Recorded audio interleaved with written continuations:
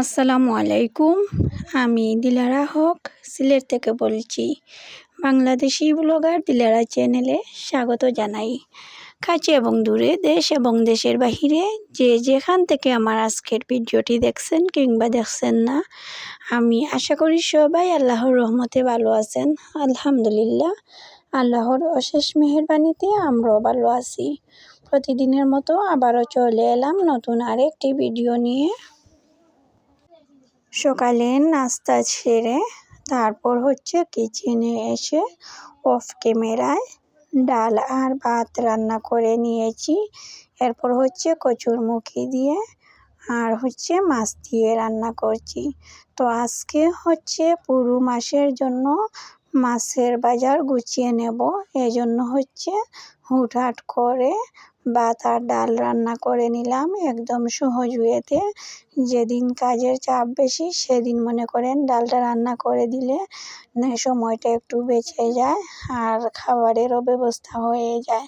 তো যেহেতু মাসের জন্য মাছ আসবে, অনেকগুলো মাছ কাটতে অনেকটা সময় লাগবে, এজন্য রান্নার কাজটা একটু সকাল সকাল করে নিচ্ছি। সবসময় আমি যেটা করে থাকি, যেদিন মাছের বাজার আসে তার আগের দিন কিছুটা রান্না করে রেখে দেই। এতে করে যেদিন মাছ কাটাকুটি করব সেদিন আর রান্নার ঝামেলাটা থাকে না। তো আজকে হঠাৎ করে মাছ চলে আসছে, এজন্য আগে থেকে রান্নাটা আর সেরে নেওয়া হয়নি। এজন্য এখন আমি কচুরমুখী রান্না করছি আর অফ ক্যামেরায় ডাল আর ভাত রান্না করে নিয়েছি। এরপর মাছ কাটার পর এখান থেকে কিছু মাছের ডিম বের হলে সেগুলো ভেজে খেয়ে নেব। তো এগুলোতেই মোটামুটি চলে যাবে। তো আপনারা কীভাবে মাছের বাজার গুছান বা মাছের বাজার আসার আগে কিভাবে প্রস্তুতি নেন, অবশ্যই আমাকে কমেন্ট করে জানাতে পারেন। আপনাদের সুন্দর সুন্দর কমেন্ট আমার পরবর্তী কন্টেন্ট বানাতে অনেক বেশি অনুপ্রাণিত করে। তো এদিকে আমি রান্নাটা সেরে নেই আর আমার প্রিয় আপুদেরকে যে কথাটি না বললেই নয় সে কথাটা বলেই ফেলি। আমার ভিডিওটি দেখতে দেখতে যারা এই পর্যন্ত চলে এসেছেন, প্লিজ আমার ভিডিওটিতে একটি লাইক দিয়ে পুরো ভিডিওটি কন্টিনিউ করবেন। আর যদি আপনি আমার চ্যানেলে আজ নতুন ভিজিট করে থাকেন আর এ ধরনের ভিডিও যদি আপনি আরও দেখতে চান, আমার এই ছোট্ট চ্যানেলটি সাবস্ক্রাইব করে পাশে থাকা বেল বাটনটির অল অপশনটি চেপে দিবেন। এতে করে আমার দেওয়া পরবর্তী ভিডিও নোটিফিকেশন সবার আগে আপনার মোবাইলে চলে যাবে আর আপনি আপনার সময় মতো দেখে নিতে পারেন। আর যদি আপনারা অলরেডি এই কাজটি করেই থাকেন তাহলে আপনাকে অসংখ্য ধন্যবাদ। তো আপনাদের সাথে কথা বলতে বলতে একদিক দিয়ে মুখির জন্য মাছ ভেজে নিয়েছি, আর একদিক দিয়ে আমি মুখিটা কষিয়ে নিয়েছি। এরপর মাছ ভাজা শেষ, মুখির মধ্যে আমি মাছ দিয়ে দিলাম আর এদিক দিয়ে মুখিটাও প্রায় সেদ্ধ হয়ে আসছে। তো এ পর্যায়ে আরও কিছু ঝোলের প্রয়োজন হয়েছিল, এই জন্য আমি আরও কিছুটা ঝোল দিয়ে দিচ্ছি। তো কেমন হলো আমার আজকের মাছ দিয়ে মুখি রান্না? তো আসলে শুধু মাছ মাছ বলে যাচ্ছি, মাছটা কি বলা হয়নি, এটা ছিল রুই মাছ। রুই মাছ দিয়ে কচুরমুখী রান্না করেছি। এখন আমি আপনাদের সাথে যে ফলটা শেয়ার করব, এটা বুবি। আমাদের সিলেটিরা, আমরা যারা সিলেটে থাকি, আমরা এটাকে বুবি নামে পরিচিত।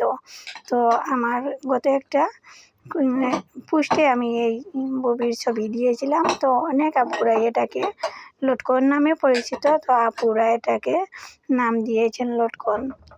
তো শুনেছি আমরাও লটকন বলে এটাকে, তবে আমাদের সিলেটে এটাকে বুবি বলা হয়। ও আর কার কার এলাকায় বুবি বলেন অবশ্যই আমাকে কমেন্ট করে জানাবেন। তো এই বুবিগুলো একটু টক টক ছিল আর খেতে বেশ ভালো লেগেছিল আমার কাছে। টকটক বুবি বা টকটক মালটা কমলা হলে আমি খেতে বেশি পছন্দ করি। টক আঙ্গুর হলে সেটাও আমার কাছে বেশ ভালো লাগে। তো এখন হচ্ছে দুপুরের রান্না শেষে মাছ চলে আসছে। তো এখানে হচ্ছে 50 কেজি চালের বস্তায় পুরো 1 বস্তা মাছ। তো আমার যা হচ্ছে মাছগুলো বের করে নিচ্ছে আর আমি সামান্য হচ্ছে একটু শ্যুট করে নিলাম। তারপর হচ্ছে একে একে সবগুলো মাছ কেটে কুটে ধুয়ে নিয়েছি। এখানে হচ্ছে অনেকগুলো মাছ ছিল আর অনেক বড় বড় সাইজের মাছ ছিল। কিছুটা মাছ আবার মিডিয়াম সাইজের ছিল। এই সাইজের মাছগুলো আমার বেশ ভালো লাগে। আর এই যে মাছগুলো এগুলো হচ্ছে পেট আলাদা করে কাটতে হয়, এতে করে দেখা যায় মাছ অনেকটা কমে যায়। আমার কাছে কম মনে হয় মাছ। তো আজকে হচ্ছে অনেকগুলো মাছ ছিল। 2টা হচ্ছে গাছকাপ মাছ, তারপর হচ্ছে কার্পো মাছ, মির্গা মাছ, এরপর হচ্ছে বড় 2টি রুই মাছ ছিল, বড় 2টি চিতল মাছ ছিল। তো সব মিলিয়ে দেখা গেছে অনেকগুলো মাছ ছিল। এজন্য হচ্ছে কাটাকুটি আপনাদের সাথে আর শেয়ার করা হয়নি। যদি দেখা যায় মাছের হাতে মোবাইল ধরতে হয়, এতে করে বারবার হাতটা ধুইতে হয়। আর আমার আলাদা করে ভিডিও করে দেবে এমন কোনো মানুষ নেই। আমি সবসময় একা হাতেই ভিডিও করি। তো দেখা যায় মাছের হাত দিয়ে তো আর ভিডিও করা যায় না, এজন্য আপনাদের খাটা শেয়ার করিনি। তো অফ ক্যামেরায় মাছগুলো কেটে কুটে ধুয়ে এরপর হচ্ছে এখন প্যাকেট করে নিচ্ছি। তো এখানে হচ্ছে আমি কিছুটা মাছ ভুনা করার জন্য বেছে নিচ্ছি, বড় সাইজের পিঠের মাছ। তো 20 পিস করে আমি প্যাকেট করছি। আমাদের যেহেতু ফ্যামিলিতে সদস্য সংখ্যা অনেক বেশি, এজন্য হচ্ছে কিছু বেশি বেশি করে মাছ রাখতে হয়। আর কে কীভাবে ফ্রিজে মাছ ফ্রোজেন করেন, তো দেখা গেছে আমি অনেক সময় বক্সে করে রাখি। এখন হচ্ছে ফ্রিজে জায়গা কম, ডিপ ফ্রিজ তো কুরবানির মাংস আছে, নিজের মাংস, আবার হচ্ছে অনেক আত্মীয় স্বজনেরও মাংস আছে। আর যখন আত্মীয় স্বজনের মাংস দেওয়া হবে তখন কিছুটা হচ্ছে খালি হবে, এজন্য হচ্ছে ডিপ ফ্রিজে কোনো জায়গা নেই। আর নর্মাল যে রেফ্রিজারেটর আছে সেটাতে হচ্ছে ডিপটা খালি আছে, এজন্য হচ্ছে প্যাকেটে করে রাখছি, বক্সে করে। এতগুলো মাছ জায়গা হবে না।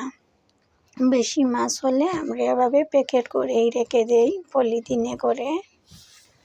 তো সবগুলো মাছ আমি এভাবে প্যাকেট করে নেব। তো আপনারা দেখতে পারছেন। আর আসলে এগুলো দেখানোর মতো তেমন কিছু না। আমার সব আপুরা খুব সুন্দর করে গুছিয়ে সংসারের কাজ করেন বা করতে জানেন, এজন্য হচ্ছে আমি এটা দেখানোর মতো কোনো কিছু আসলে দেখাইনি। তবে আমি যেটা করছি সেটা আপনাদের সাথে কিছুটা হলে তুলে ধরার চেষ্টা করি। এখন হচ্ছে আমি অন্য এক দাগ মাছ থেকে কিছু বড় সাইজ করে লম্বা লম্বা পিস করে কিছুটা মাছ ভাজি খাওয়ার জন্য রেখেছি, এগুলো হচ্ছে আলাদা করে নিব। এরপর হচ্ছে যে মাছগুলো থাকবে সবগুলো বেশি বেশি করে রেখে দেব। এরপর হচ্ছে অনেকগুলো মাছের ডিমও বের হয়েছে, দেখুন অনেকটা ডিম। এরপর হচ্ছে পাবদা মাছ আছে, পাবদা মাছগুলোও আমি 3টা প্যাকেট করে নিব। তো একে একে আমার সবগুলো মাছ প্যাকেট করা হয়ে গেছে। তো আমার আজকের ভিডিওটি কেমন লেগেছে আপনাদের কাছে অবশ্যই কমেন্ট করে জানাবেন। সবাই সবার জায়গা থেকে ভালো থাকবেন, সুস্থ থাকবেন, সবাই সবার জন্য দোয়া করবেন। আজ এই পর্যন্ত। আল্লাহ হাফেজ, আসসালামু আলাইকুম।